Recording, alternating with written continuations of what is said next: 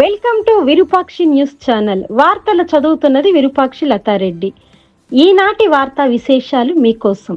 సంక్రాంతి పండగ నేపథ్యంలో private travels దారి దోపిడీకి పాల్పడుతున్నాయని పబ్లిక్లో టాక్ మొదలైంది. చంద్రబాబు సర్కారు డూడు బసవన్న తరహాలో తలాడిస్తోందని, వీటిపై ప్రత్యేక రాయితీలను ఇచ్చి ప్రభుత్వం ప్రజల తరపున సహకరించే చర్యలు చేపట్టలేదని ప్రజలు మండిపడుతున్నారు.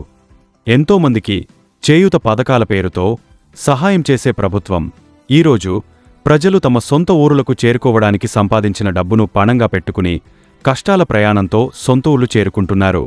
ఈ సమయంలో ప్రైవేట్ వాహనాల యాజమాన్యంతో సమావేశమై కీలక నిర్ణయం తీసుకోవలసిన ప్రభుత్వాలే తోకముడవడం ప్రజలపై పండగ దోపిడికి సాయి అనడంలో ఎటువంటి సందేహం లేదు. ప్రభుత్వ సర్కార్ నేతకు 100 కోట్ల రూపాయల ముడుపుల మూట ముట్టజెప్పేందుకు పక్కా డీల్ కుదరడంతో ప్రైవేట్ వాహనాల అడ్డగోలు దందాకు సర్కారు పచ్చజెండా ఊపిందనేది తెలుస్తోందని పబ్లిక్ వదంతులు వ్యాపించాయి.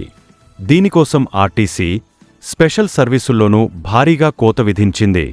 ప్రయాణికులు అనివార్యంగా ప్రైవేటు ట్రావెల్స్పై ఆధారపడాల్సిన పరిస్థితి కల్పించింది.